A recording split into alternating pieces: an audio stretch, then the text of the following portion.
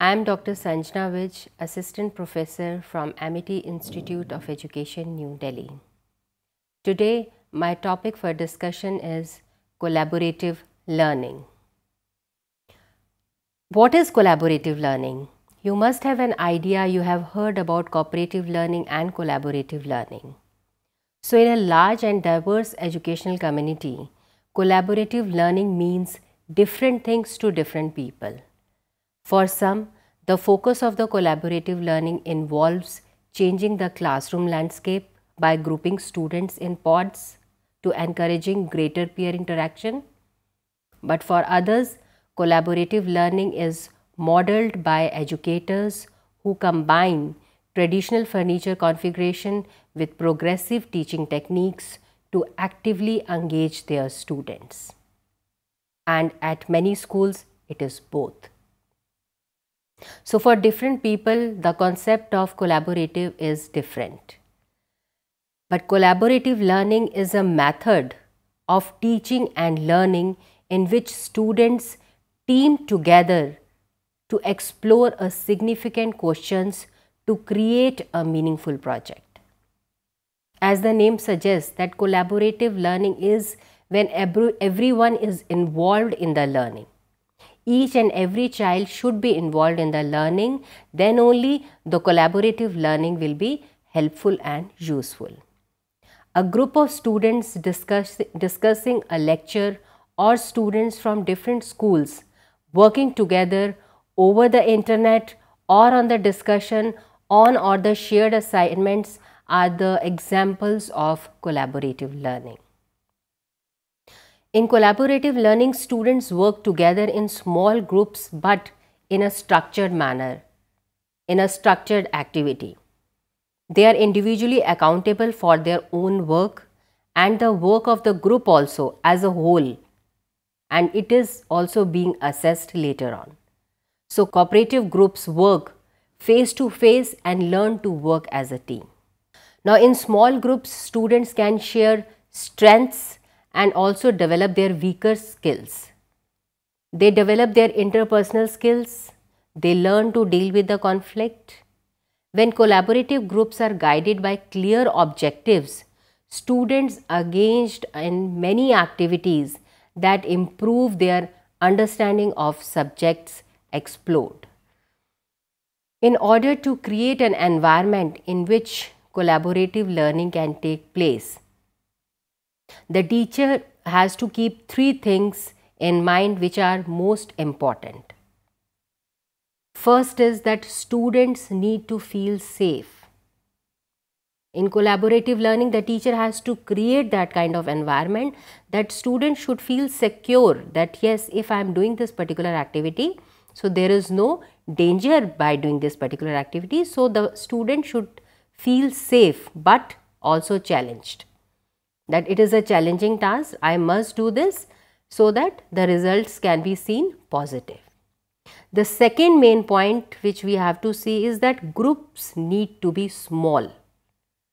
If it is a very large group, then you will not find the accurate results, or the students will be, they will not come out with their outcomes. If the group is small, each and every child in that particular group will get time to show his caliber, to show his activities properly. So, group needs to be small enough that everyone can contribute in that. Because once the activity is complete, they have to give the presentation. So, every student should get a chance to present their work. So, it is possible only in the small group. And the third, which is very important, is that the task students work together must be clearly defined. All the duties should be pre-planned and explain them beforehand so that there should not be any confusion when they are implementing actually the collaborative learning or when they are actually on the activity mode. Also, in collaborative learning, small groups provide a place where learners actively participate. Teachers become learners at times and learners sometimes teach also. So, it is a two-way process Respect is given to every member. There should not be, no member should feel isolated in this collaborative learning. Projects and questions interest and challenge students. Diversity is celebrated and all contributions are valued.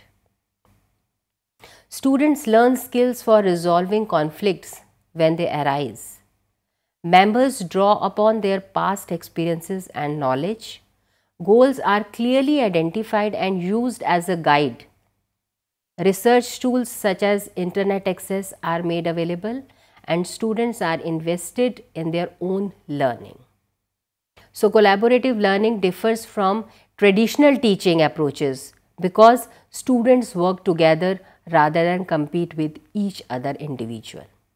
So, there is a difference between collaborative learning. If you compare collaborative learning with the traditional approach, then this is a major difference, because in collaborative learning you work for each other and you don't compete with each other, because in traditional teaching you compete with each other and you want to show that I am the best. But in collaborative learning, the students work together and the output is also together. Collaborative learning can take place anytime. Students work together, for example, when they help each other with homework. During homework they can help each other. Collaborative learning takes place when students work together in the same place on a structured process but in a small group. So, mixed skill groups can be especially helpful to students in developing their social ability, because when we are making a group, the teacher has to keep all these points in the mind, that she should divide the students in such a manner that all kind of students should distribute properly. So, it will be known as a mixed skill group. So, the skills needed to work together in groups are quite distinct from those used to succeed in writing a paper on one's own or completing most homework or seat work assignments. In a world where being a team player is often a key part of collaborative learning is a very useful and relevant tool, because it is just one of a set of tools. It can easily be integrated into a class that uses multiple approaches. For some assignments, individual work may be most efficient, while for others, cooperative groups work best. Now, let's take an example of collaborative learning. Rita is a primary teacher and he had read about the benefits of collaborative learning and she wanted to try it out in her class to facilitate on the theme travel in environmental education. So, what all points she has to jot down, like place visited by the child or by you or by the child family members, and how is this place different from your hometown, your city, your village visited by you or your family members. How is this place different from your town, city? The student can jot down all those points. A famous dish, food items of that particular place, the language spoken at the hometown or at the town or at the village. So, all these things they can combine it and they can jot down all those points. So, the technique used by Rita in this example is called think, pair, share technique of collaborative learning. Think, pair and share is all about collaborative learning. Think, which means that students think independently about the questions that has been posted, forming ideas of their own. So, they are developing their thinking and independently they are jotting down. Pair. Students are grouped in pairs to discuss their thoughts. They all will sit together in a pair and they will discuss about their thoughts. This step allows students to articulate their ideas and to consider those of others. Share.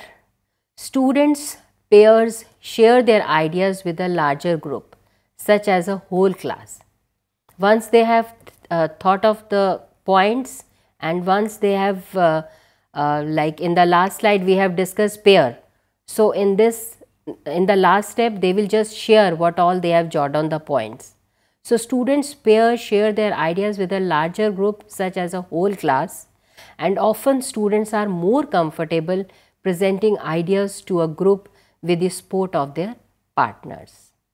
So in addition, students' ideas have become more refined through this three-step process which is known as TPS, that is thinking, process and share.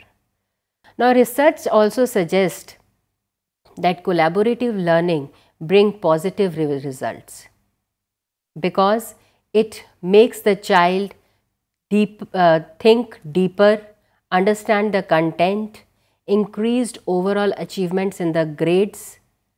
Research have also found that students improved self-esteem by collaborative learning. They improved higher motivation to remain on the task. So collaborative learning helps students become actively and constructively involved in content, to make ownership of his own learning and to resolve group conflicts and improve teamwork skills. There will be no problem while sharing with each other. In traditional teaching, there is a competency that I have to win from that particular child, but in collaborative learning, they have to resolve the group conflicts and they have to improve on the teamwork skills. So teamwork is very, very important when we talk about collaborative learning. I swim, you sink, you swim, I sink is not at all a collaborative learning. Smart ones tutors the slow ones. This is the collaborative learning. So there are many benefits that can be seen in the collaborative learning, that if we keep this strategy in our teaching learning process, then we as a teacher can see many benefits. Collaborative learning is fun because all students are working together, all students are involved. There is a multi-dimensional, multi-skills students involved there. So it is a kind of fun for the students. So students enjoy here and are more motivated towards work. Collaborative learning is interactive also. Students are engaged and they actively participate in the learning process. Collaborative learning allows discussions and critical thinking, so students learn more and remember what they have learned for a longer period of time. Collaborative learning requires students to learn to work together, which is an important skill for their future. Now, there are few benefits as we are discussing of collaborative learning, in which students are working towards the common goals. Academic work becomes an activity value for peers. In collaborative learning, students are motivated to help one another learn. Students are able to transfer the teacher's language into students' language for one side. Sometimes the students don't get what teacher is saying and what their friend is saying or what their group member is saying. They easily grasp it easily and it is more understandable for them. So students who explain to one another strengthens their own learning. So when the student is explaining to his peer partner, so that child is also strengthening his own learning also, because he is simultaneously teaching and he is also simultaneously learning. Now, role of the teacher in collaborative learning is very, very important. To have an effective collaborative learning group, teacher must know their students well. This is the first requirement, because in collaborative learning, the teacher has to make a proper groups. So if she is not aware about the child, she won't be able to make a proper groups. So for an effective collaborative learning groups, teacher must know their students well. That is the first point. Then grouping of students can be a difficult process and it must be handled with care. The teacher has to see that in all the groups, all kind of students should be involved. Like intelligent students should also be there, slow learners should also be there, so that intelligent students can catch the slow learners or to guide them, the slow learners. So the mixing of the group is very, very important, that how the teacher is doing that grouping. So that needs to be handled with lots of care. Teacher must consider the different learning skills, cultural background, personalities, and even gender when arranging collaborative groups. Much time is devoted to prepare the lesson for collaborative learning, because the teacher has to prepare the lessons in which activities are also involved and all the students must be involved. This is difficult process and must be handled with the care. So, however, once the group work begins, the teacher's role immediately shifts into that of a mentor, facilitator, or sometimes merely that of a spectator. So, she has to give the responsibilities slowly to the students, and she should stand as a mentor, as a facilitator. When his or her help is required, then she should approach, or the student should approach there. I am not saying that teacher should totally teacher should be removed from that particular class. No, she will be there acting as a mentor, facilitator, and sometimes as a spectator. The children will learn from their peers and eventually will become less dependent on the teacher for help. Instead, will learn to probe a problem with the help of peers. So, very, very important point for collaborative learning is the layout and the furniture. The layout and furniture you have to keep in mind while conducting this particular activity, because the furniture should be in a different manner. So, when we are selecting the furniture, we need to consider few points in our mind, that how the space will be used. What age group of the children will be using this kind of space? Is the space enclosed and separate or in an open common area? Is the furniture the correct size for the age groups of the children?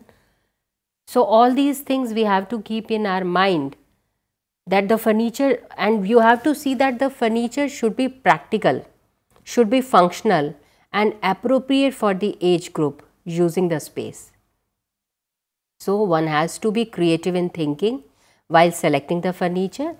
It should be versatile and easily movable, so the space can be easily converted from different uses. Because when the students are discussing together, so they need maybe a round table to sit and discuss with each other, or when they are giving the presentation, they don't want this kind of round table. So, it should be a movable furniture, so that it should fit for each and every activity. Movable furniture helps to create a multifunctional learning spaces. That is more important. So, we have to see the furniture and layout of the class for collaborative learning. Now, there are few principles for collaborative learning, which are the basic of collaborative learning. The first one is positive interdependence. The second is face-to-face interaction. Third is individual and group accountability. Then interpersonal and small group skills. And the last one is group processing.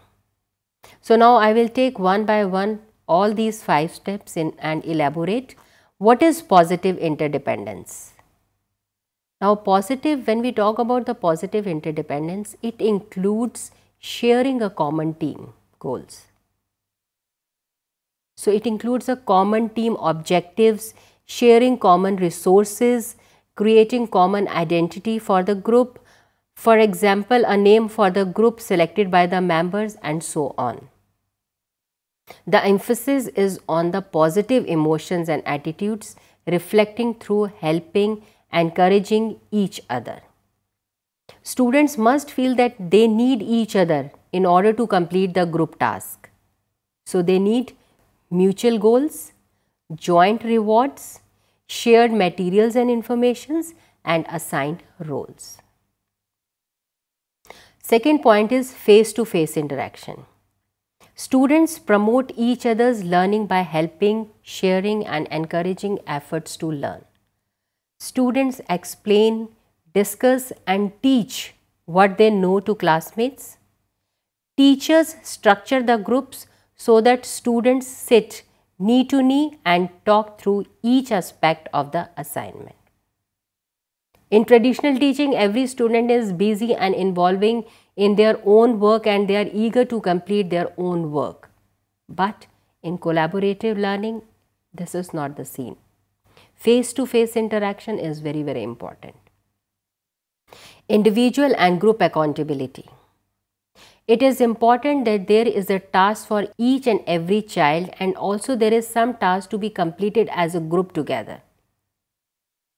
Because initially you can give the task which the individual child has to complete, but later on that individual task should be discussed in the group and presented in a presentation manner later on. For example, different team members can be given responsibilities to collect different items like pebbles, fallen leaves, articles made from rubber, etc. But then the whole group must be responsible for putting the collection in order in a sequence manner, in a systematic manner, and the team together can also decide a name for the collection. Group cannot function effectively if students do not have and use the needed social skills.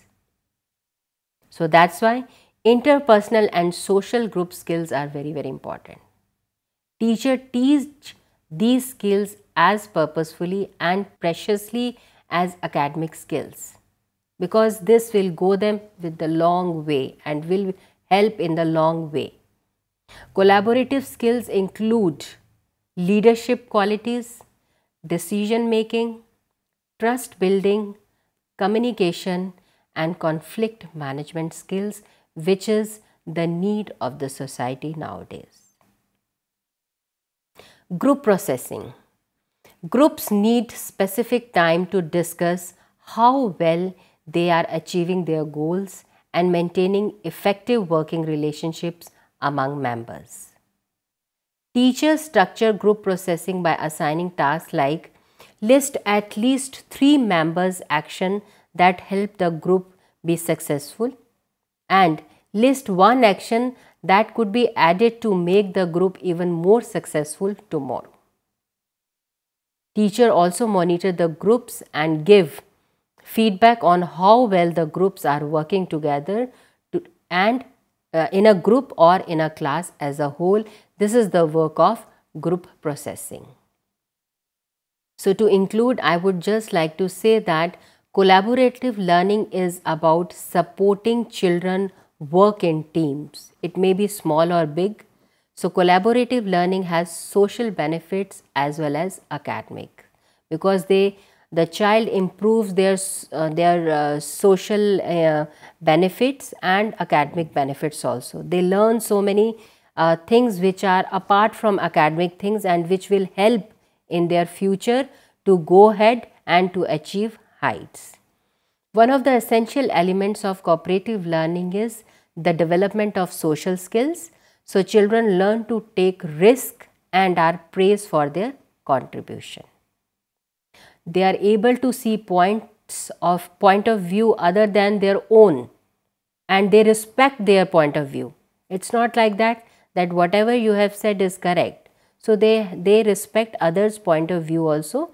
So such benefits contribute to the overall satisfaction of learning and schooling. Students work with classmates who have different learning skills, cultural background, attitudes and personalities. So when the students are working with such a huge elaborated scenario, then definitely his or her personality will be totally different.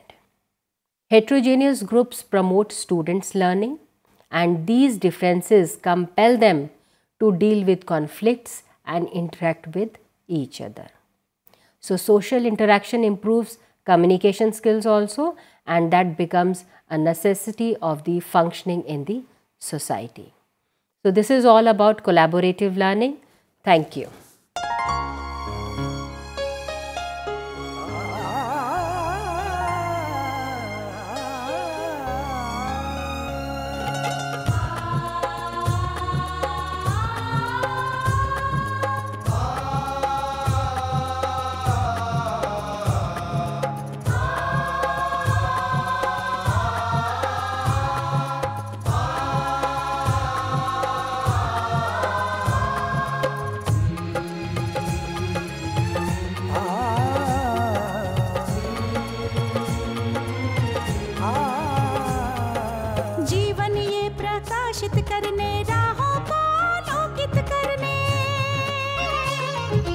जीवन ये प्रकाशित करने, राहों को आलोकित करने, हम अपना दीपक स्वयं बने, हम अपना रास्ता स्वयं चुने। हम अपना दीपक स्वयं बने, हम अपना रास्ता स्वयं चुने। जीवन ये प्रकाशित करने, राहों को आलोकित करने।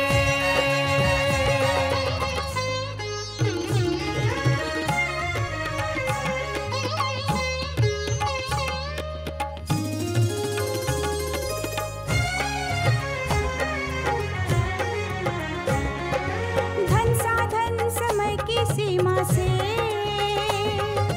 विद्यालय जो मुक्त हो, धन साधन समय की सीमा से विद्यालय जो मुक्त हो। कभी पढ़े हम कहीं पढ़े, वे विषय की लोच से युक्त हो। कभी पढ़े हम कहीं पढ़े, वे विषय की लोच से युक्त हो।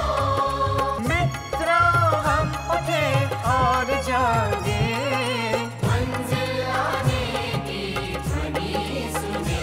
हम अपना दीपक स्वयं बने, हम अपना रास्ता स्वयं चुने। जीवन ये प्रकाशित करने, राहों को आलोकित करने।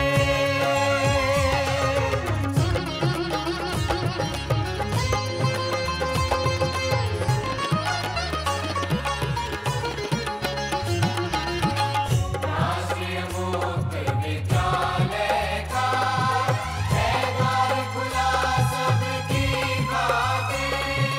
शिक्षा परीक्षा का अवसर एक बार ही क्यों मिलता फिर।